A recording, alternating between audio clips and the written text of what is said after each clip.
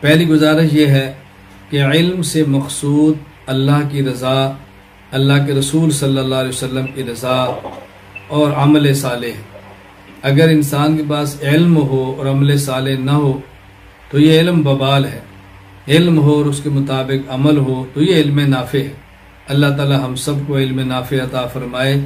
ہم نیت کر لیں اس علم پہ عمل کرنا ہے، اس علم کو پڑھ کے آگے پڑھانا ہے، اس علم کو سیکھ کے آگے سکھانا ہے، پورے عالم میں رسول اکرم صلی اللہ علیہ وسلم کی محنت کو لے کر جانا ہے۔ پورے عالم کی فکر کریں، اسباب اختیار کریں، محنت کریں، اللہ تعالیٰ کو جتنا منظور ہوگا اللہ سفر بھی کرائیں گے، اللہ کام بھی لیں گے، اللہ تعالیٰ بہت ترقیات عطا فرمائیں گے۔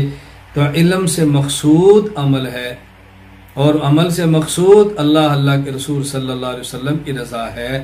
بس یہ ذہن بنا لیں کہ ہم نے اپنے علم پر